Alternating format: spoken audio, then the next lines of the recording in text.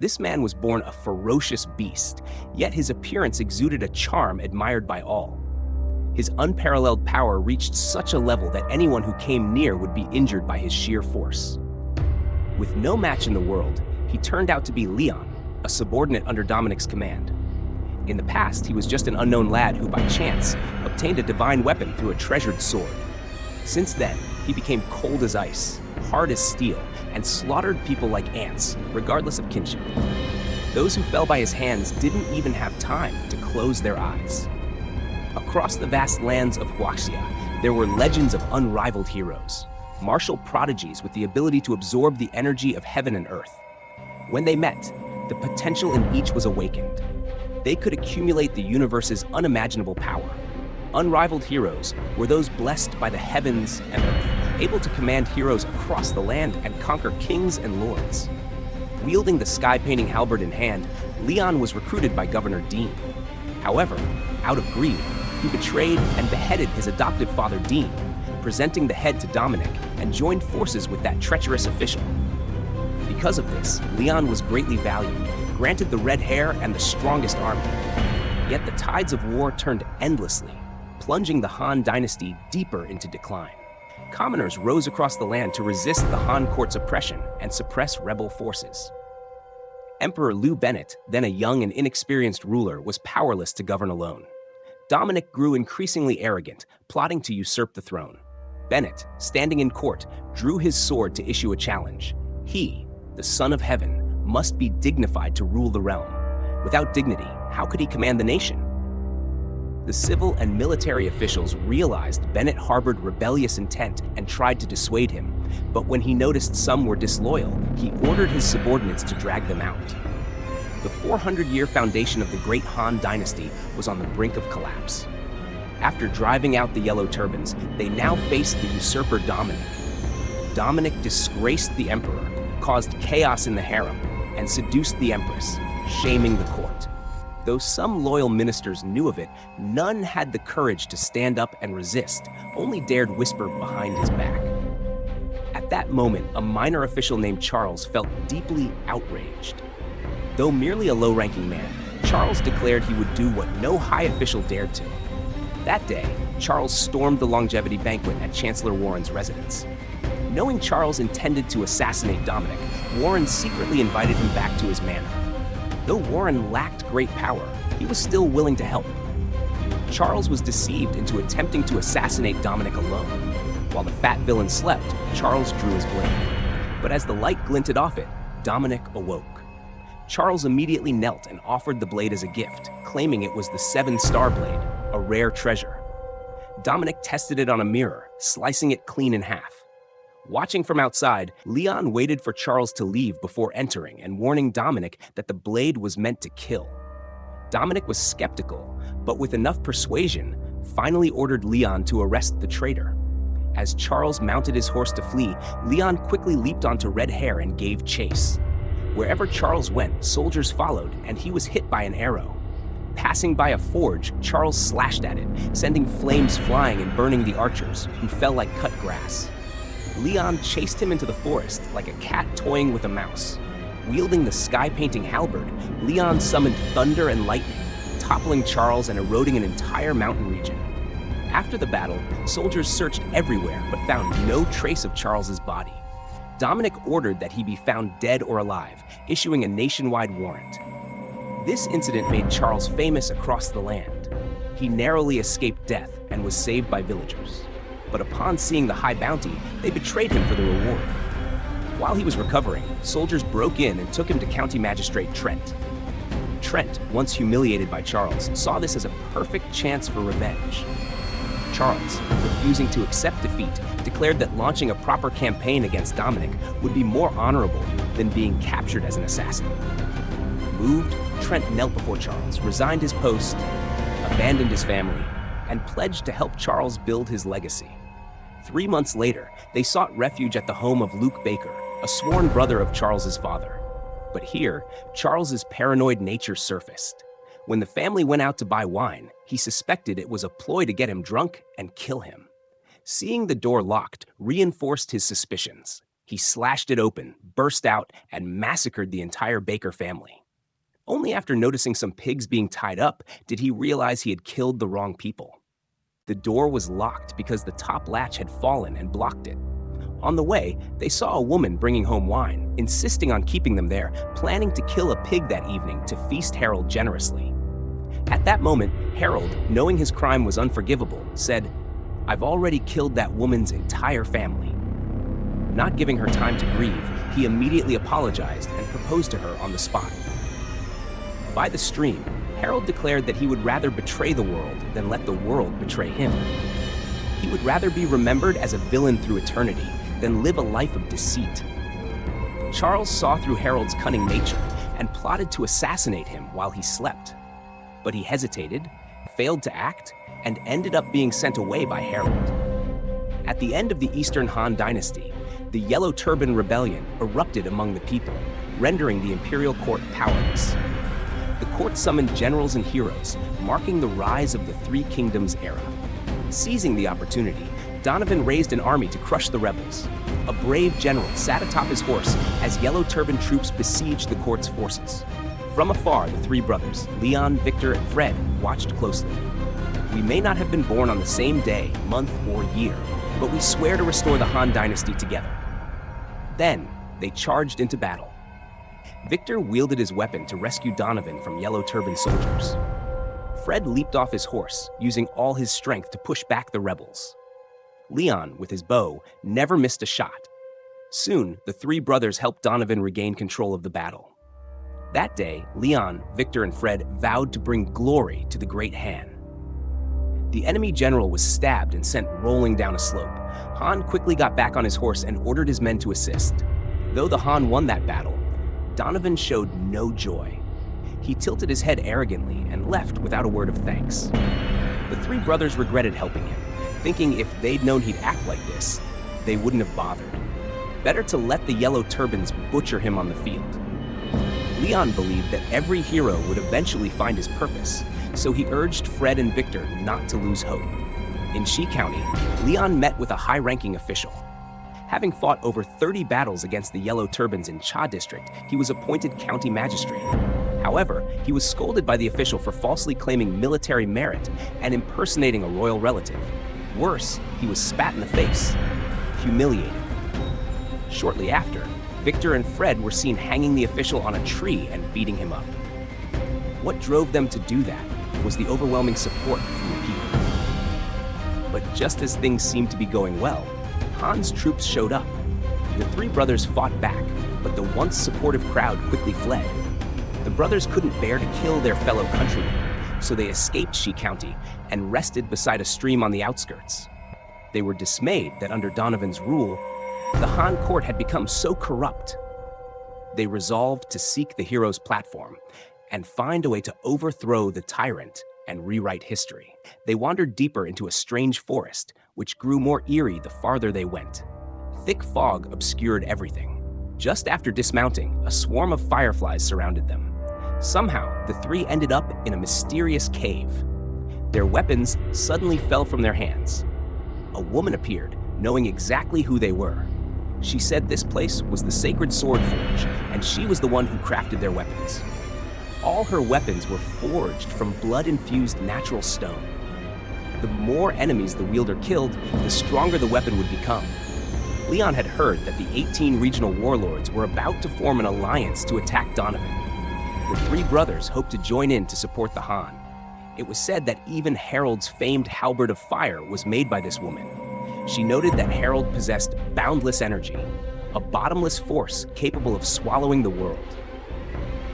He carried his sword to recruit soldiers, then sold off all his family's land to find talented warriors to attack Donovan.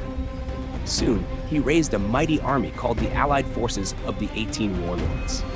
The dream ended, and Leon, Victor, and Fred awoke with their weapons still beside them. What just happened felt too real to be a dream. It had to be destiny calling them to take down Donovan and restore the Han. The three galloped to Tiger Trap Pass and requested to join Harold's coalition. They presented their hero passes, but were mocked by the gate guards. Just then, Harold appeared and defended them, saying anyone with an invitation was a hero worthy of entry. At that time, the 18 warlords elected Sean as their commander. Just half the troops from the 18 rebel lords already amounted to 180,000 infantry and 100,000 cavalry. Meanwhile, Dong Zhuo and Lu Bu led 150,000 soldiers into the eastern side of Hulao Pass for defense. If this coalition army launched an attack, victory would be firmly within their grasp. Suddenly, the crowd found the arrival of the trio, Liam, Gavin, and Zach, completely unnecessary. They held no official ranks or titles. In fact, Liam made a living by weaving straw sandals. Everyone immediately mocked them for their lowly background. Worse still, they didn't even have a single soldier with them. Zach loudly declared that the three of them alone were enough to win this war game. Each of the 18 warlords had brought at least 20 to 30,000 troops. What could the three of them possibly do? Liam stepped up and said what mattered most was that they had heart. Sensing the tension, Theo quickly intervened and praised them for their loyalty and courage, then asked Liam for his strategy to defeat Dong. To destroy the Fat Man, one must first rescue the Emperor and support the Han Dynasty. Without the Emperor in hand, Dong's power would crumble.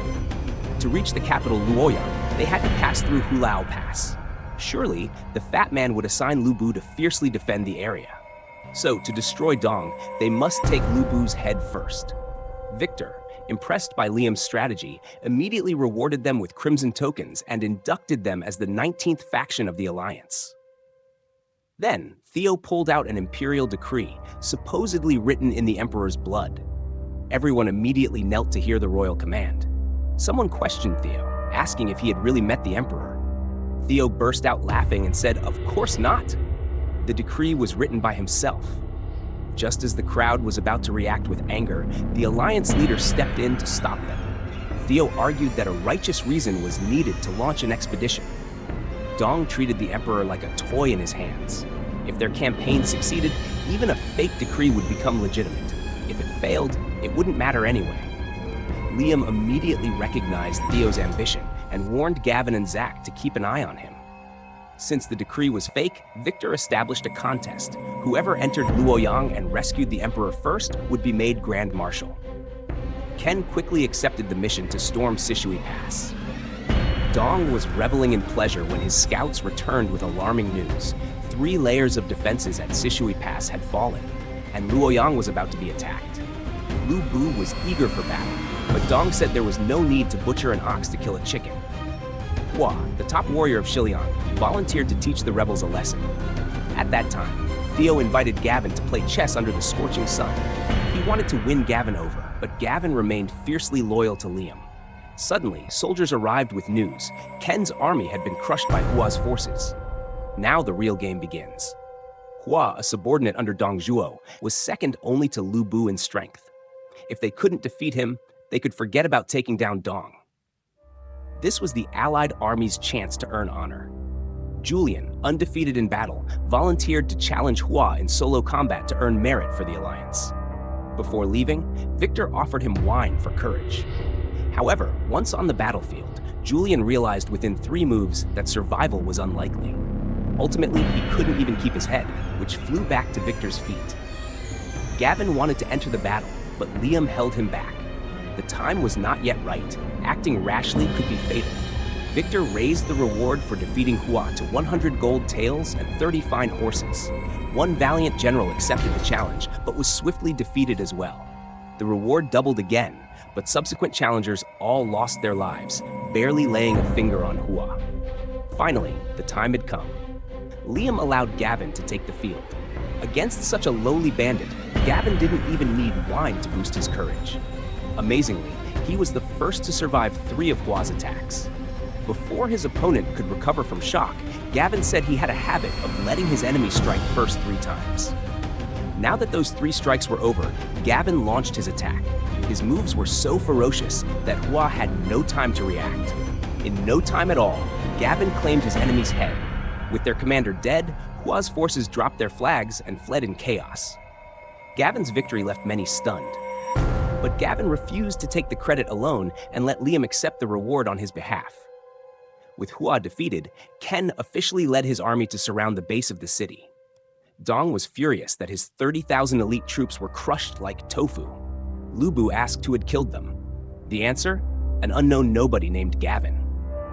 Dong mustered 500,000 troops, split into two flanks to reinforce both sides of Hulao Pass in case of ambush. 150,000 men, along with Liu and several other generals, were stationed directly in front of Hulao Pass. This position was only 500 li from the capital Luoyang. If this place falls, Luoyang will be in grave danger.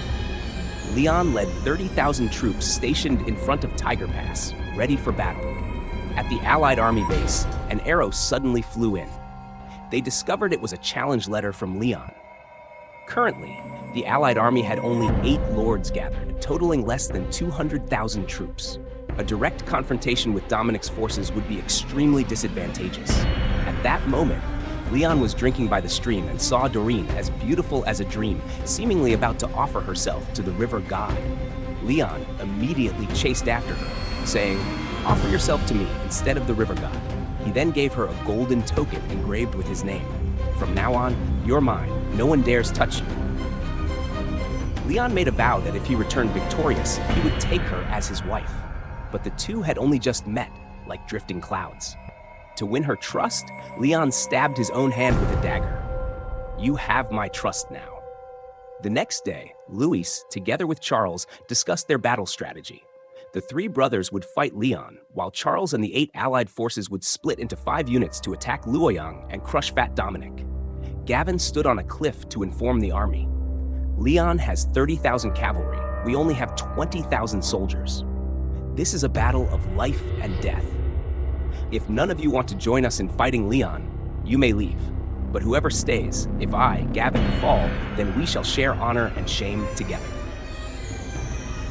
Unexpectedly, in this time of hardship, the brothers gained their first true army. The soldiers were determined to follow them to the end. Charles carried the secret order of the Emperor, commanding the righteous army to split into 5 forces and attack the east, south, west, north, and central gates, supporting each other. They swore to break through Tiger Pass and enter the capital to support the Emperor. The brothers, led by Louis, brought 20,000 soldiers to the gates of Luoyang. Lian stepped out as the wind rose, revealing that half of Louis's soldiers were straw dummies in iron armor.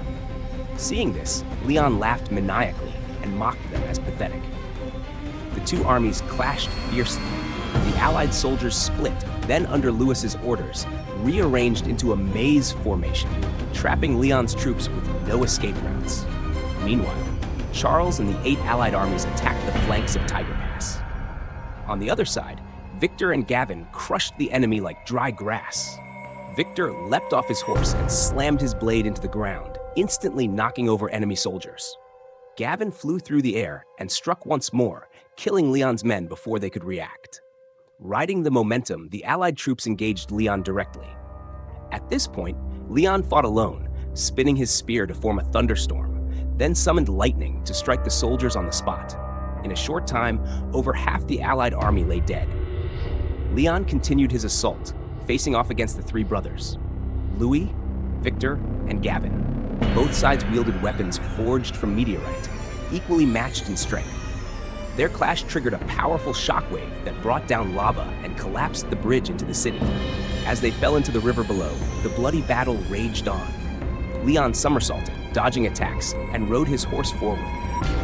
Louis blocked the path with twin swords, creating a waterfall of blades. Gavin unleashed a firestorm, but Lian dodged them all with ease. It seemed that 3 against 1 should be enough, but Lian clearly had the upper hand. Despite their numbers, the 3 could not touch even a hair on Lian's head. After a long chase, Lian ascended and struck down a bolt of lightning, blasting the brothers to the ground. They remembered that weapons, like people, have souls and destiny. The more enemies their master slays, the stronger they become. The 3 brothers vowed to live and die together, sacrificing their blood to merge with their weapons. Together, they charged, but with just one spear move from Lian, they were left broken and defeated. Amid the chaos, Dominic still insisted on taking Doreen, the adopted daughter of Prime Minister Vance, as a concubine. He then fired a flare to summon Lian and ordered his men to gather all food and treasures and flee Luoyang. Charles led his army and, after much struggle, defeated several thousand of Leon's troops at Tiger Pass. He attacked anyone in his way, determined to take Luoyang. But when he arrived, the city lay in ruins. Dominic had already fled to Chang'an, taking Doreen and her guardian with him. Without waiting for the warlord's command, Shan stormed into Luoyang and seized the imperial seal, proclaiming himself Grand Marshal. Charles claimed that neither the palace nor the seal mattered. Wherever the emperor is, there lies the Han and the realm. Of course, he sent men to pursue Dominic and rescue the emperor. The fall of the Han dynasty was due to the loss of the people's trust. Rather than rely on the alliance, Charles chose to forge his own path. A few years later, when the world hailed the 18 lords as heroes, Charles drank with Louis and asked, "What makes a true hero?" By then, Louis also commanded a mighty army, but even that was nothing compared to Charles's 100,000 troops. According to Charles, Victor Shao was unworthy of being called a hero. Because Han knew the Han dynasty was doomed, destined to fall sooner or later, he neither served it nor destroyed it, but instead preserved his strength to seize the right moment. Sun Jian found the imperial seal and returned to Jiangdong, plotting to rule the empire. Whoever possesses the imperial seal becomes a target for all. Now, every warlord gathers forces, seeking gain from the chaos. Moreover, seeing the empire divided into factions, all aim to claim the largest territory. After a series of turbulent events, the Great Han exists only in name. This is an era of chaos and division. Cao Cao wished to recruit Liu Bei, but once again, Liu rejected him. Thus began the era of the Three Kingdoms. The episode ends here. Thank you all for watching. See you in the next video.